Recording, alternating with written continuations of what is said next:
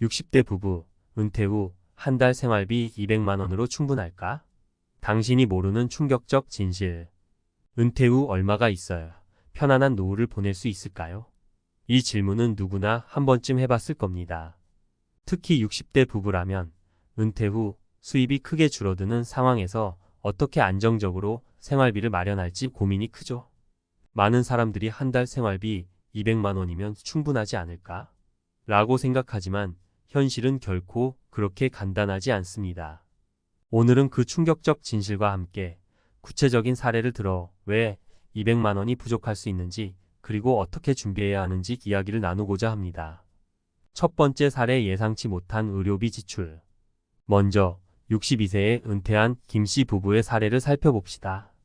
김씨 부부는 은퇴 전 한 달 생활비로 약 300만 원을 사용했고, 은퇴 후에는 생활비를 줄여 200만 원으로 맞춰보자고 결심했습니다. 처음 몇 개월은 나쁘지 않았습니다. 식비, 공과금, 차량 유지비 등을 꼼꼼히 계산해서 맞춰 나갔죠. 그러나 어느 날 남편 김씨가 건강검진에서 갑작스러운 질병을 발견하게 되면서 모든 것이 바뀌었습니다. 치료와 약물비로 매달 추가로 50만 원 이상이 들어갔고, 예상치 못한 입원비도 부담이 됐습니다. 건강 문제는 은퇴 후 누구나 겪을 수 있는 상황입니다. 실제로 은퇴 후에 의료비가 크게 증가하는 것은 흔한 일이죠. 한 달 생활비로 200만 원을 잡고 준비하더라도 의료비 지출은 단숨에 그 계획을 무너뜨릴 수 있습니다. 두 번째 사례, 부동산 유지 비용.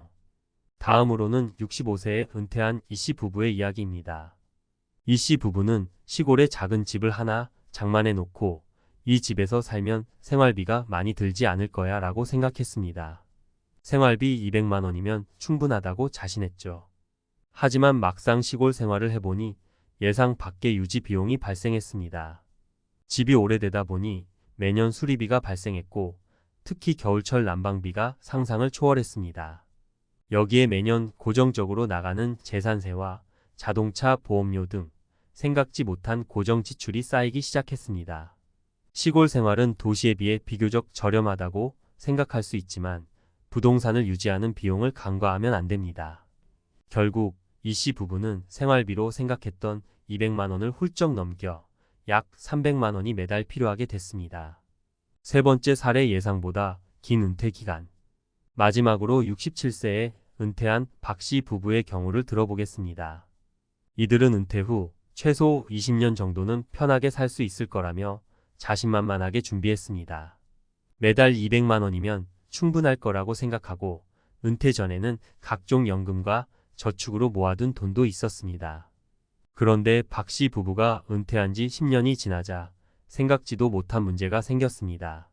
두 분 모두 건강하게 장수하게 되면서 은퇴 기간이 예상보다 더 길어진 겁니다. 현재 100세 시대라고 불릴 만큼 기대 수명은 점점 늘어나고 있습니다.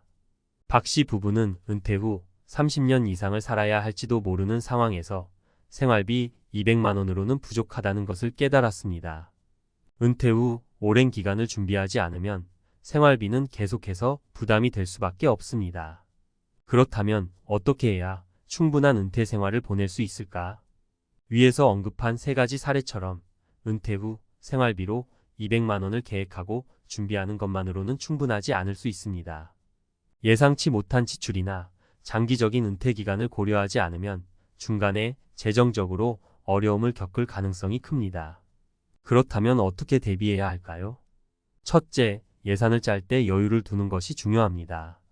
생활비를 최소한으로 잡는 대신 불가피하게 발생할 수 있는 추가 지출을 대비해 약간의 여유 자금을 마련해 두는 것이 필요합니다. 의료비나 주택 유지 비용 같은 예상치 못한 지출은 언제든 발생할 수 있기 때문이죠. 둘째, 은퇴 후에도 일정한 수입원이 필요합니다. 연금 외에도 소소한 수입이 계속될 수 있는 방법을 찾아보는 것이 좋습니다. 부업이나 투자 혹은 재취업을 통해 은퇴 후에도 지속적인 수입을 마련할 수 있다면 생활비에 대한 부담이 줄어들 것입니다. 셋째, 장기적인 은퇴 생활을 대비해 재정 계획을 재점검해야 합니다. 100세 시대에 맞춰 은퇴 후 최소 30년을 준비한다는 생각으로 재정 계획을 세우는 것이 중요합니다. 더불어 은퇴 기간 동안 인플레이션 등 경제 상황도 고려해 생활비가 점점 늘어날 가능성에 대비해야 합니다. 결국 은퇴 후 편안한 생활을 위해서는 단순히 생활비 200만 원으로 충분하다고 생각하기보다는 더 많은 가능성을 염두에 두고 철저한 계획을 세우는 것이 중요합니다. 여러분도 은퇴 후 예상치 못한 지출과 장기적인 생활을 준비해 진정한 노후의 안정을 찾을 수 있길 바랍니다. 은퇴 후 한 달 생활비 200만 원 정말 충분할까?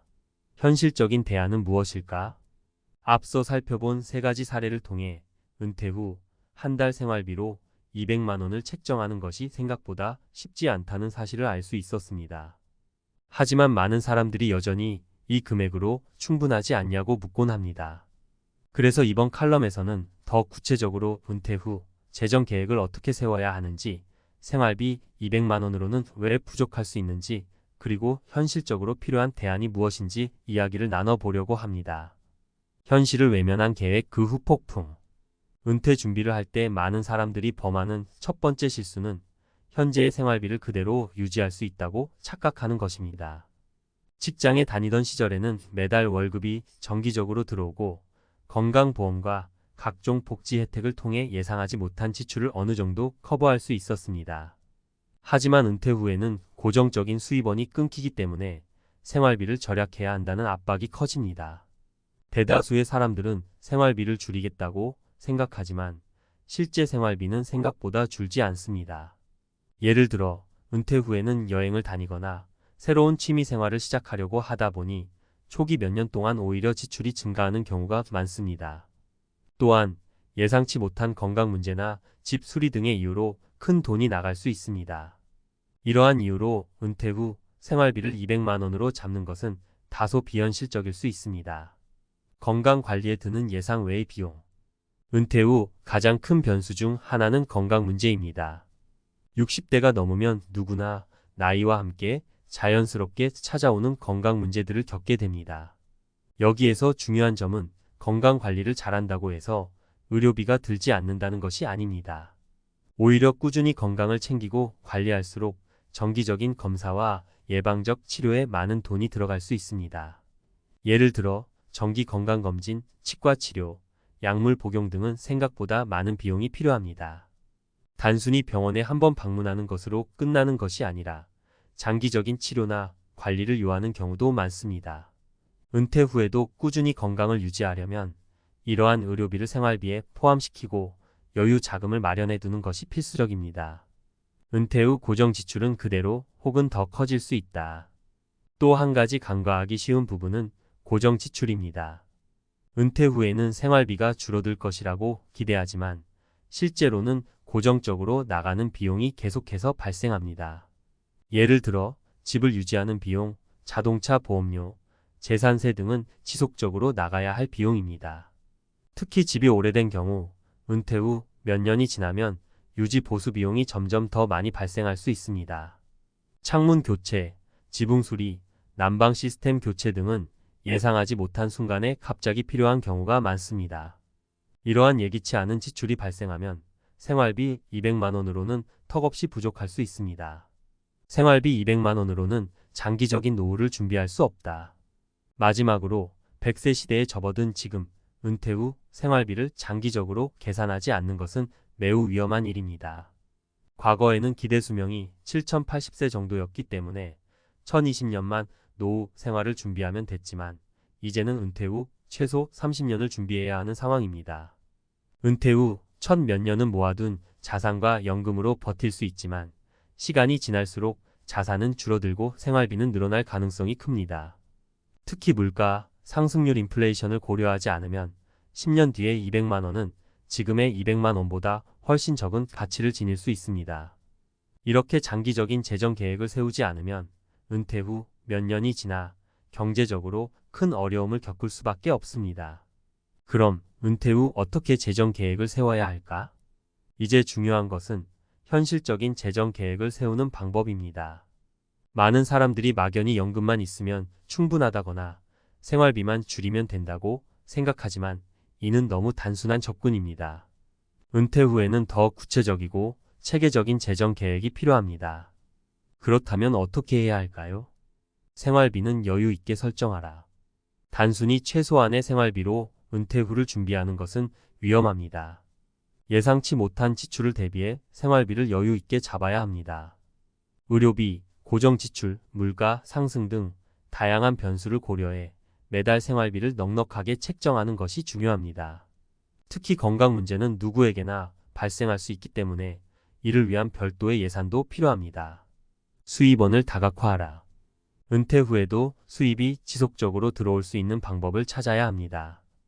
연금만으로는 생활비를 충당하기 어려울 수 있기 때문에 소액이라도 지속적으로 들어오는 수입원을 확보하는 것이 좋습니다. 재취업이나 부업, 투자 등으로 수입원을 다각화하면 은퇴 후 경제적 부담을 줄일 수 있습니다. 장기적인 재정 계획을 세워라. 은퇴 후 10년, 20년이 지나도 안정적인 생활을 이어갈 수 있도록 장기적인 재정 계획을 세워야 합니다. 생활비뿐만 아니라 인플레이션, 예기치 못한 지출, 건강 상태 변화 등을 고려해 장기적인 관점에서 자산을 운용하는 것이 중요합니다. 이를 위해 전문가의 도움을 받아 재정 상담을 받는 것도 좋은 방법입니다. 마무리하며 은퇴 후 한 달 생활비로 200만 원을 생각하고 있다면 지금 다시 한번 점검해 볼 필요가 있습니다. 앞서 살펴본 사례들처럼 예상치 못한 변수들은 언제든지 발생할 수 있으며 이로 인해 생활비가 크게 늘어날 수 있습니다. 현실을 직시하고 여유 있는 재정 계획을 세워 은퇴 후에도 경제적 안정감을 누릴 수 있도록 준비해야 합니다. 마지막으로 여유로운 은퇴 생활은 철저한 계획에서 시작됩니다. 건강 문제, 고정 지출, 장기적인 생활비까지 모든 것을 고려해 현실적인 대안을 세우고 안정적인 은퇴 생활을 준비하시길 바랍니다. 은퇴 후 세계 여행 왜 이렇게 끌릴까? 회사나 병원 등에서 일하느라 하루하루가 어떻게 흘러가는지 모르고 살다 보면 어느 날 이제 은퇴할 때가 됐구나 하고 깨닫는 순간이 옵니다. 그러면 대부분 남은 인생은 좀 여유롭게 즐기며 살고 싶다. 이제 노동보다는 내가 하고 싶은 걸 해볼 때다 같은 생각을 하게 되죠. 그중 세계 여행은 가장 대표적인 버킷리스트 중 하나예요. 58세 의사 남편 이야기도 마찬가지입니다. 30여 년 가까이 병원에서 환자를 보살펴 온 그는 평생을 의료 현장에서 바쁘게 보냈습니다. 워낙 스케줄이 빡빡했던 탓에 가족과 여행다운 여행을 해본 적도 별로 없다고 해요. 그래서 퇴직금이 들어오자마자 이제야 내 마음대로 여행할 수 있겠다는 마음에 큰 결심을 했죠. 당연히 가족들도 처음엔 고생 많았으니 마음껏 즐기시라고 응원했어요. 그런데 결과는 상상도 못한 최악의 결말이었습니다.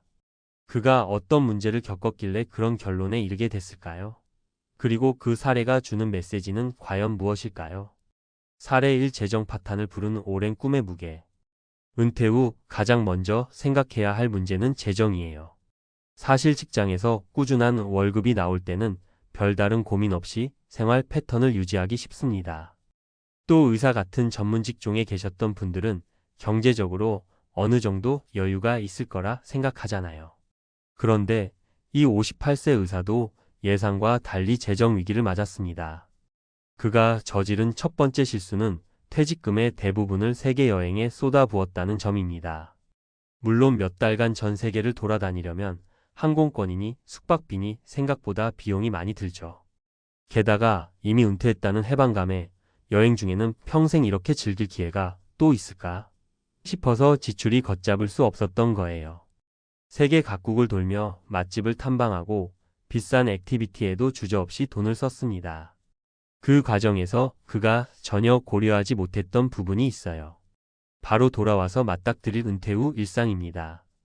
여행이 끝나고 한국으로 돌아왔는데 이미 퇴직금은 바닥나 있었고 매달 들어오던 급여도 더 이상 없어요. 이제부터는 연금이나 약간의 저축 혹은 부업으로 버텨야 하는데 그 준비를 전혀 안 해놓은 겁니다. 가족들은 애초에 의사니까 여유 있을 거라 생각해 돈 문제에 크게 신경 쓰지 않았고 남편 역시 내가 평생 벌어왔는데 좀 써도 되겠지라고 대수롭지 않게 여겼죠. 하지만 막상 돌아오니 집 수리할 곳도 있고 아이들 결혼 자금도 생각해야 되고 어쩌면 부모님 요양 비용도 필요할지도 모르고 이런 현실적인 지출들이 한꺼번에 눈앞에 들이닥치니 숨이 턱 막히는 거예요. 게다가 은퇴 후로는 의료비나 보험 같은 지출이 더 커질 수도 있잖아요. 결국 그는 여행 후 잔뜩 늘어난 카드빚과 현저히 줄어든 수입 사이에서 심각한 재정 위기를 맞이하게 됩니다. 이 첫 번째 사례가 주는 교훈은 분명합니다. 세계 여행은 결코 공짜가 아니다. 그 꿈을 실현하는 건 좋지만 반드시 여행 뒤의 재정 설계와 생활 패턴에 대한 고려가 뒤따라야 한다는 거예요. 사례 이 부부의 예상치 못한 갈등, 서로의 리듬이 안 맞아. 두 번째 사례는 이 세계 여행이 부부 관계에 어떤 영향을 주는지 보여주는 이야기입니다. 흔히들 은퇴 후에는 부부가 더 오붓하게 지낼 거라 기대하잖아요. 사실 은퇴 부부 갈등이라는 말이 따로 있을 정도로 현실은 그렇게 단순하지가 않아요. 여행을 준비하면서 아내 쪽에서는 평생 바쁘게 살았으니 둘이서 오붓하게 해외여행을 다녀오면 추억도 쌓고 재미있을 것이라고 생각했대요. 그런데 막상 남편은 자기만의 세계 일주 코스를 짜면서 아내의 의견은 충분히 존중하지 않았죠. 남편이야 직장 생활 내내 리더십을 발휘해 왔으니 여행 루트도 내가 주도하면 된다고 여겼을 겁니다.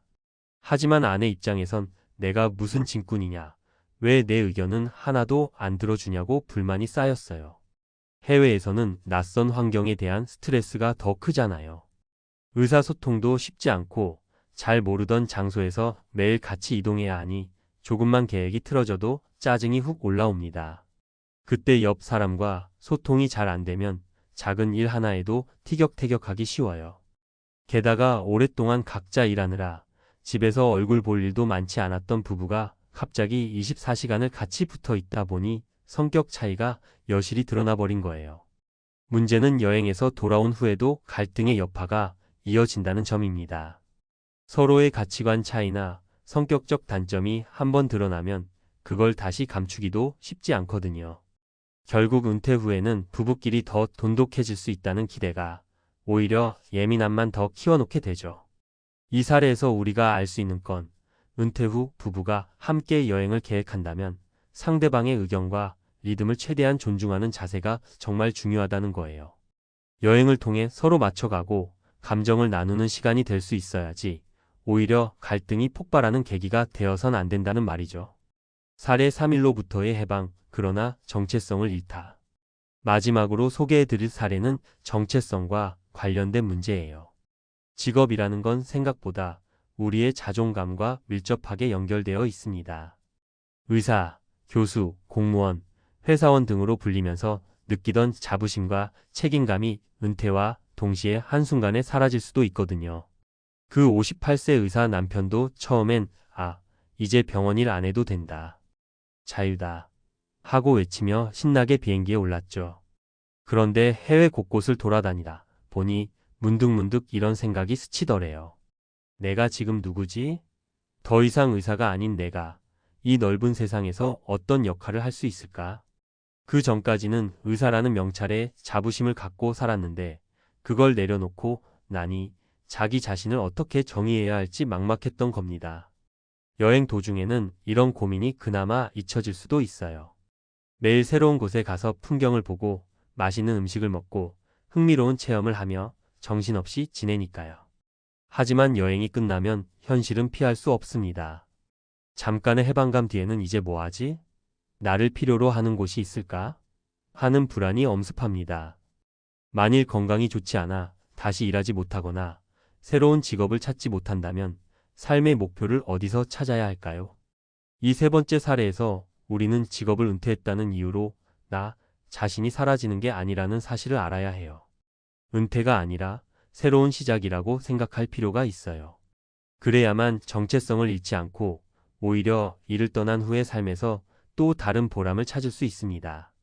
취미활동이든 봉사든 혹은 작은 규모라도 자신이 잘할 수 있는 일을 다시 시작하든 선택지는 많아요. 문제는 이를 위해 미리 준비하고 고민해 봐야 한다는 거죠. 갑작스럽게 찾아온 은퇴와 긴 시간의 여행은 우리에게 휴식을 주지만 동시에 내가 앞으로 무엇을 할 것인가에 대한 깊은 불안을 초래할 수도 있습니다. 은퇴 후 세계 여행 어떻게 하면 현명하게 즐길까? 재정 계획부터 세운다. 먼저 가용 예산을 확실히 파악하고 여행 기간과 소비 패턴을 미리 시뮬레이션해 보는 게 중요해요.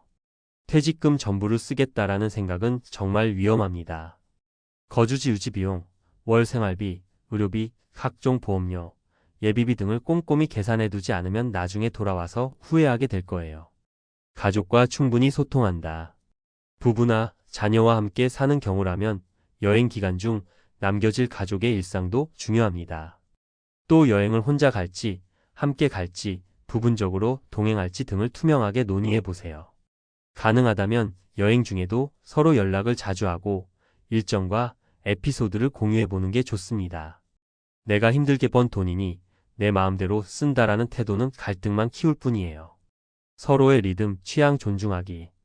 함께 가는 여행이라면 당연히 상대방의 취향도 고려해야 해요.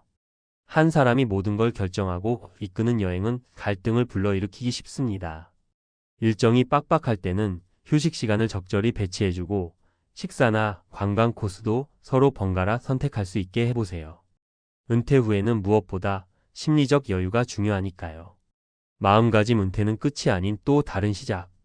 여행 자체도 좋지만 여행 이후 내가 어떻게 살지 고민이 필요한 시기예요. 아무것도 하지 않고 시간을 보내면 문득 나는 누구지? 하는 허무감에 빠질 수 있습니다. 은퇴 후 새로운 취미나 소일거리를 일찍부터 탐색해보고 봉사나 동호회 활동, 파트타임 일자리 등을 모색해두면 좋겠죠. 내가 누군가에게 의미 있는 사람이라는 느낌을 받을 수 있어야 은퇴 후에도 자존감을 지킬 수 있습니다. 마무리하며 사람마다 상황은 다르겠지만 은퇴 후의 삶에는 기대와 설렘만큼이나 알게 모르게 낭패를 볼 수 있는 지점이 숨어 있어요. 퇴직금으로 세계 여행을 갔다가 돌아온 58세 의사 남편의 사례는 그 중에서도 재정적, 심리적, 관계적 문제가 한꺼번에 터져나온 안타까운 예입니다. 하지만 이 이야기가 주는 교훈은 분명합니다. 충분한 준비와 현실적인 계획이 없다면 아무리 멋진 꿈이라도 한순간에 최악의 결말로 바뀔 수 있다. 그러니 우리 모두가 은퇴를 앞두고 있다면 혹은 이미 은퇴했다면 여행이라는 단어에만 혹하지 말고 한 박자 쉬어가며 스스로에게 물어봐야 해요. 여행이 끝난 뒤에도 내 삶은 안정적일까? 이 여행이 내 인생에 어떤 의미를 줄까? 가족과의 관계는 더 좋아질까? 아니면 이런 질문에 대해 솔직하게 답해보고 준비하는 자세가 필요합니다. 꿈을 이루는 데 있어 계획과 준비는 결코 자유로움을 방해하지 않습니다.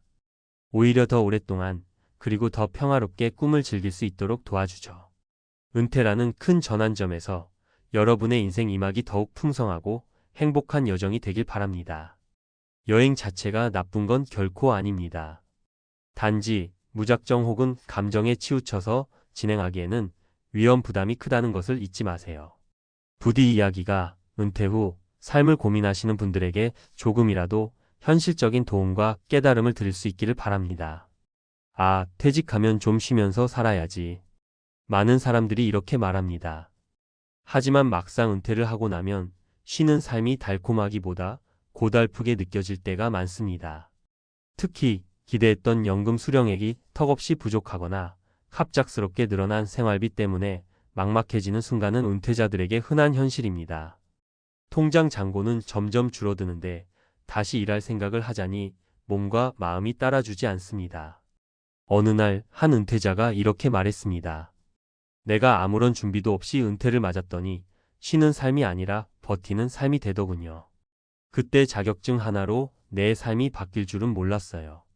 이런 현실 속에서 자격증은 단순히 돈을 벌기 위한 도구가 아니라 새로운 자신감을 찾아가는 계기가 되기도 합니다.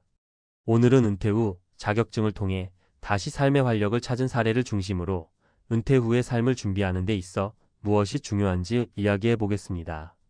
본론 자격증이 만든 인생의 반전. 1. 왜 은퇴 후 자격증인가? 은퇴 후 새로운 일을 찾으려면 사회적 요구에 부합하는 역량이 필요합니다. 자격증은 그 역량을 증명하는 가장 직관적인 방법입니다. 요즘 많은 은퇴자들이 도전하는 자격증은 실질적으로 수익을 창출할 수 있는 분야에 집중되어 있습니다. 바리스타, 요양보호사, 부동산 공인중개사, IT 관련 자격증 등이 대표적입니다. 자격증을 따는 과정은 처음에는 벅찰 수 있습니다. 하지만 공부를 통해 새로운 지식을 습득하고 시험을 준비하면서 뇌의 활성이 높아지고 자신감이 생기기도 합니다. 또한 이를 통해 취업하거나 프리랜서로 활동할 경우 은퇴자에게 안정적인 수익을 제공합니다. 2. 사례 1. 55세 요양보호사 다시 일어선 삶. 박영희 씨가 겪는 55세에 은퇴한 후 깊은 좌절에 빠졌습니다. 다니던 회사에서 정년이라는 이유로 퇴직을 권유받았지만 특별한 기술도 없었고 연금은 턱없이 부족했습니다. 그러던 중 우연히 요양보호사 자격증을 알게 되었고 교육과정에 등록했습니다. 처음엔 이 나이에 무슨 공부냐 싶었죠. 그런데 배우면서 제가 몰랐던 세상을 알게 되더라고요. 자격증 취득 후 박 씨는 요양보호사로 취업에 성공했습니다. 월 300만 원의 수입을 벌게 된 그녀는 단순히 돈 이상의 성취감을 느꼈다고 말합니다. 이제는 제가 누군가에게 도움을 줄 수 있는 사람이 된 것 같아요. 삶의 가치가 다시 느껴져요. 3. 사례 2. 60세 바리스타. 커피 한 잔으로 시작한 새로운 꿈.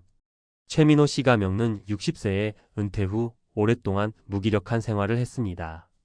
하루 종일 TV만 보며 시간을 보내던 그는 어느 날 동네 카페에서 바리스타로 활동하는 또래 친구를 보고 충격을 받았습니다.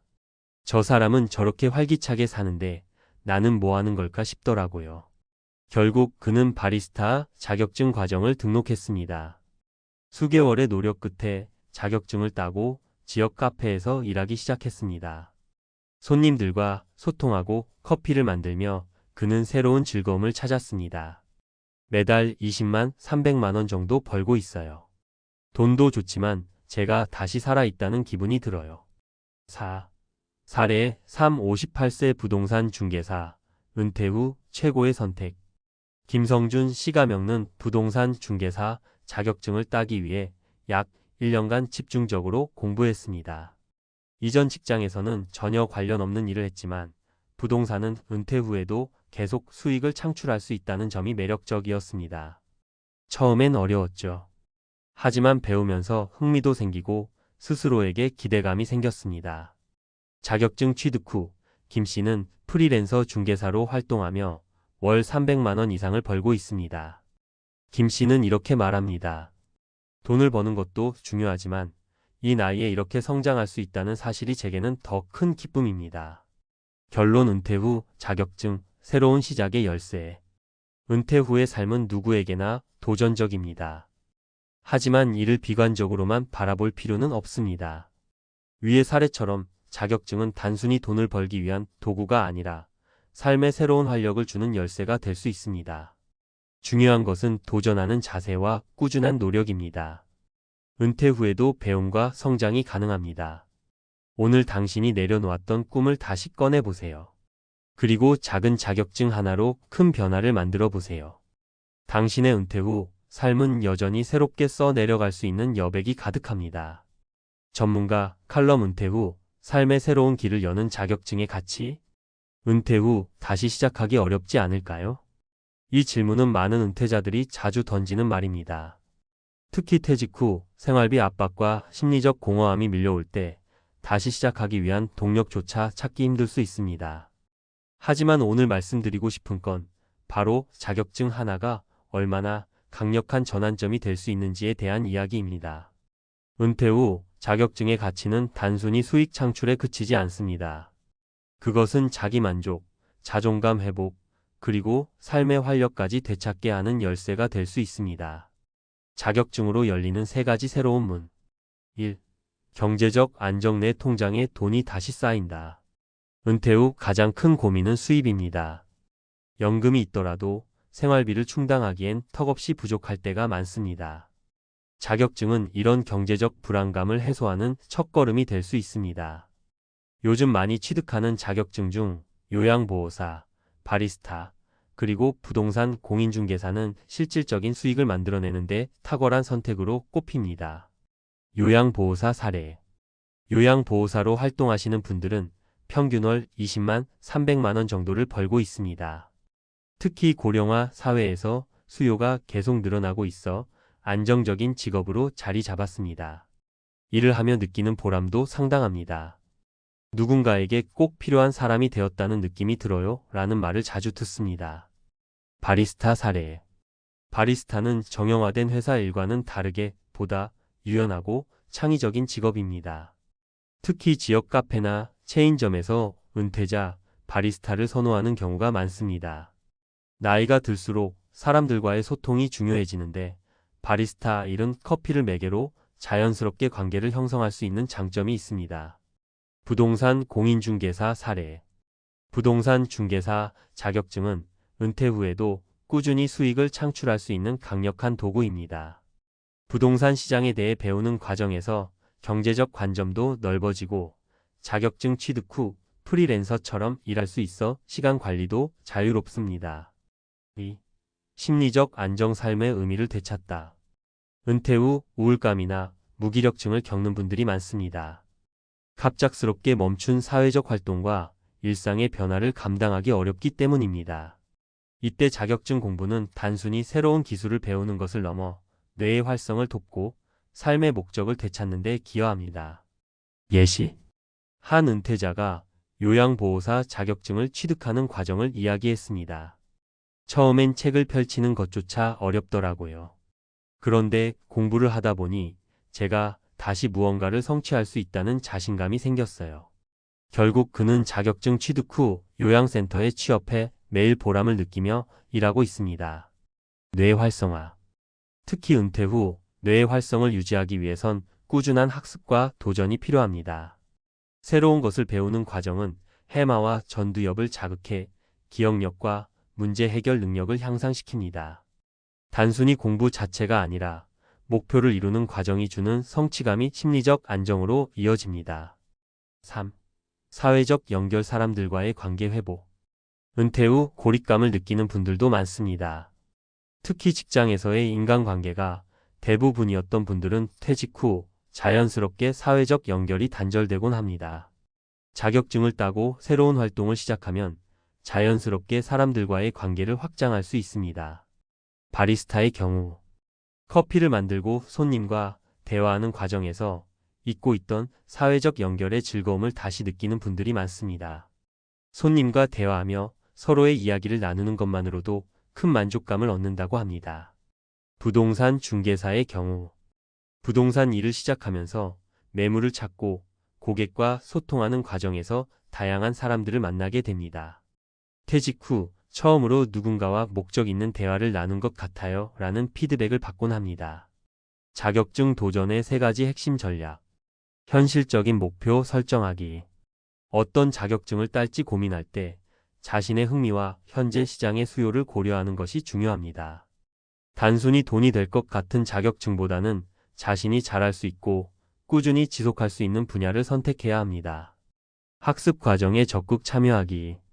처음에는 학습이 부담스럽게 느껴질 수 있지만 꾸준히 작은 목표를 설정하고 이를 달성하는 과정을 즐기다 보면 자연스럽게 공부가 생활의 일부가 됩니다.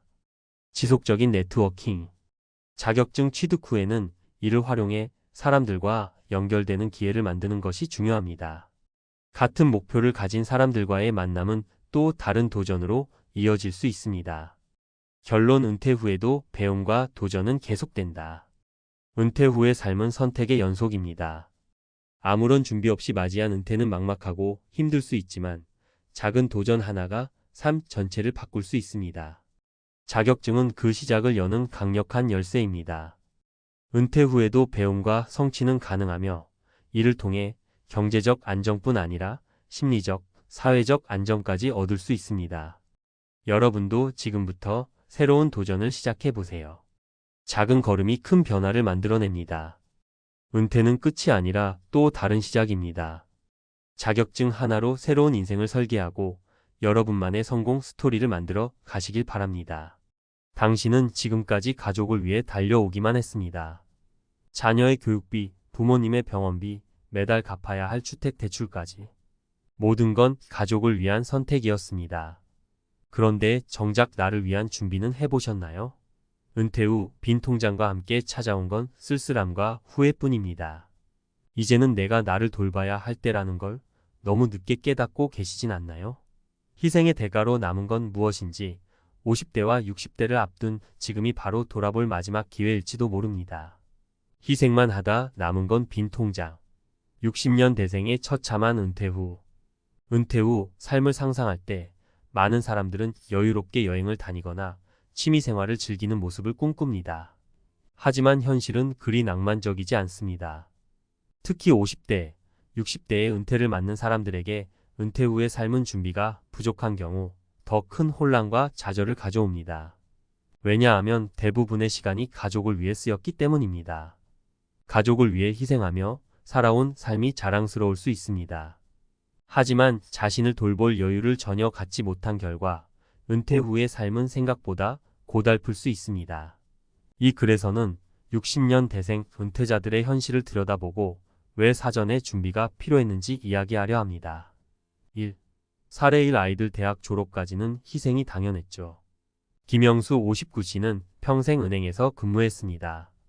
대출과 보험을 권유하며 고객들에게 재정 설계를 도왔지만 정작 본인의 은퇴 후 계획은 없었습니다. 아이들이 대학을 졸업하고 자리 잡을 때까지는 내가 뒷바라지해야 한다고 생각했어요.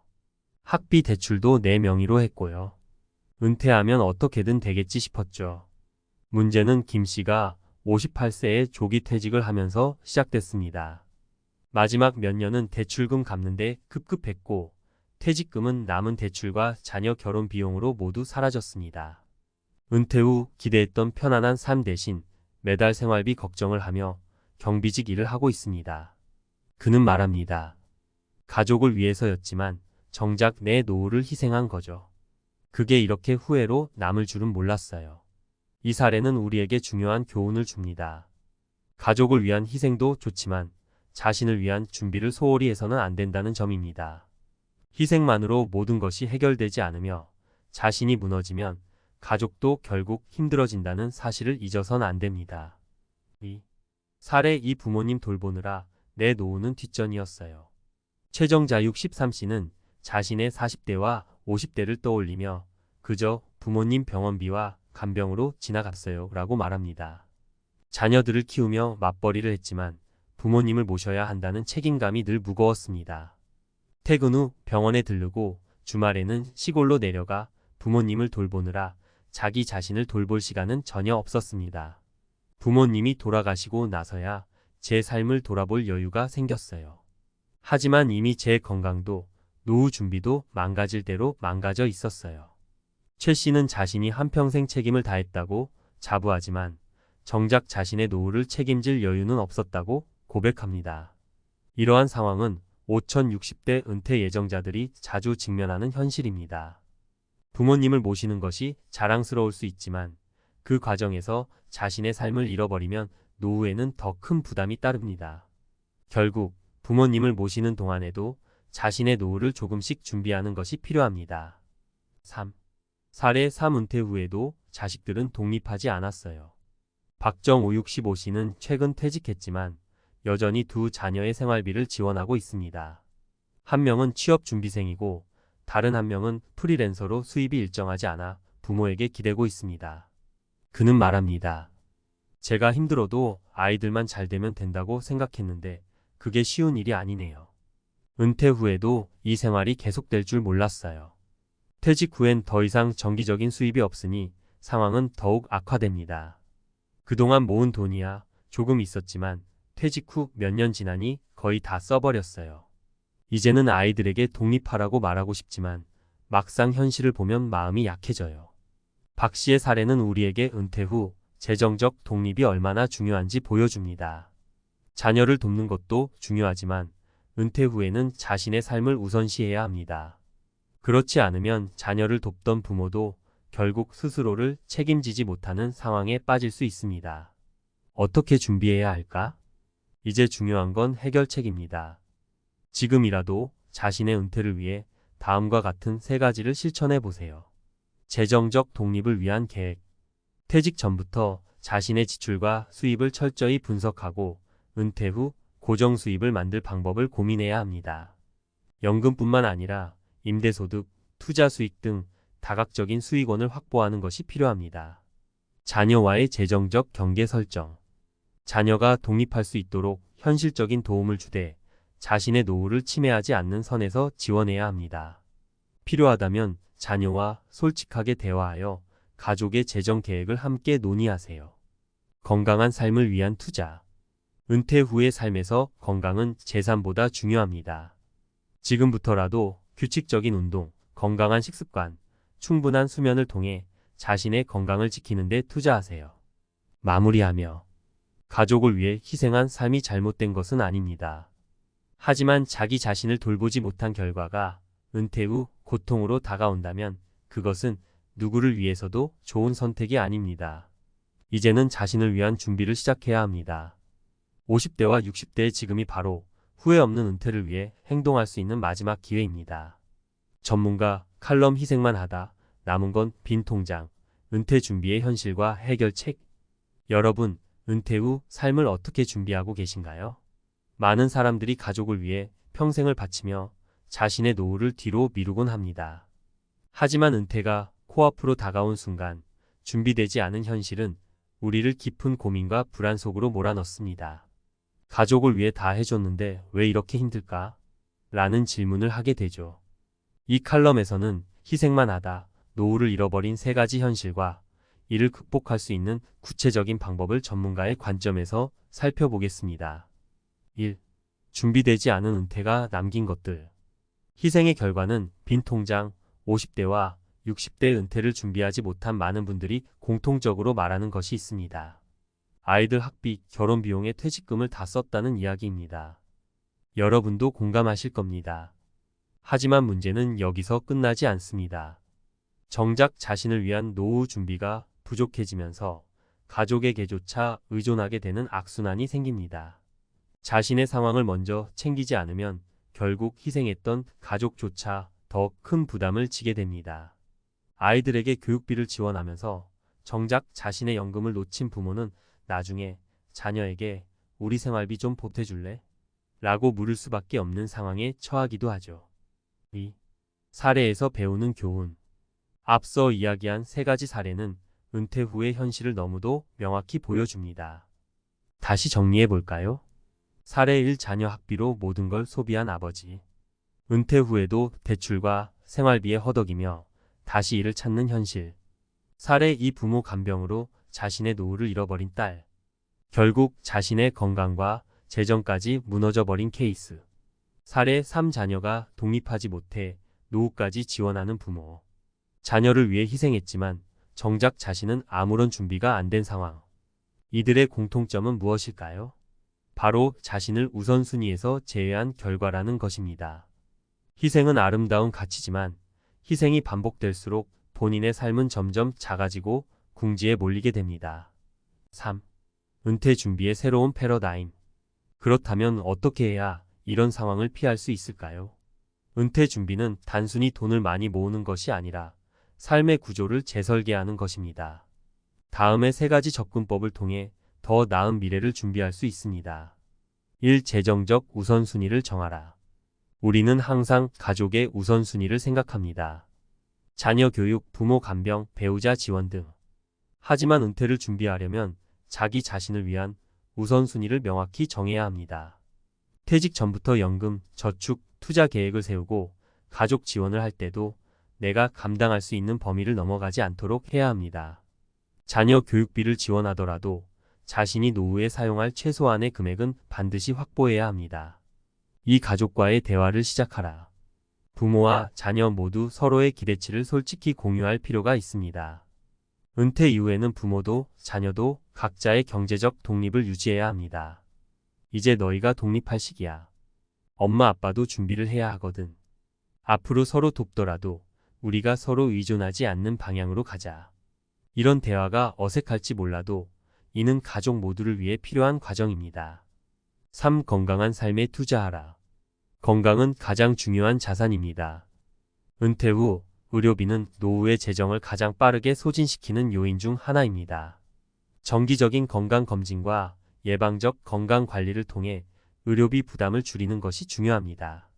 운동, 균형 잡힌 식사, 충분한 수면은 건강을 지키는 기본이자 나의 가장 큰 자산이 됩니다. 4. 전문가의 현실적인 조언. 자녀에게 과도한 지원을 멈추세요. 자녀를 사랑하는 마음은 이해합니다. 하지만 자녀에게 경제적 독립의 중요성을 가르치는 것도 부모의 역할입니다. 지금 스스로의 노후를 위해 투자해야 할 시점입니다. 단순한 삶을 추구하세요. 은퇴 후에는 소비를 줄이고 작지만 만족스러운 삶의 방식을 설계해야 합니다. 특히 소도시나 시골로의 이주, 공동체 생활 등은 지출을 줄이면서 삶의 만족도를 높이는 좋은 방법이 될 수 있습니다. 평생 배울 준비를 하세요. 새로운 기술이나 관심 분야를 배우는 것은 단순히 즐거움만 주는 것이 아닙니다. 이는 사회와 연결되고 새로운 기회를 만들어줄 수 있는 중요한 열쇠입니다. 5. 마지막으로 자신을 위한 선택을 하세요. 가족을 위해 희생한 삶이 아름답지 않다는 이야기가 아닙니다. 하지만 이제는 자신을 위한 희생도 필요합니다. 자녀와 부모를 위해 바쳐온 시간이 여러분을 남겨진 빈 통장과 고단한 노후로 몰아넣지 않도록 지금부터라도 자신을 위해 선택하세요. 은퇴는 끝이 아닙니다. 새로운 시작을 준비하는 시간입니다. 여러분의 선택이 후회 없는 노후를 만들어줄 것입니다. 내가 나를 돌보는 것이 결국 내 가족을 지키는 길이라는 점 잊지 마세요. 지금 바로 당신을 위한 노후 준비를 시작해 보세요.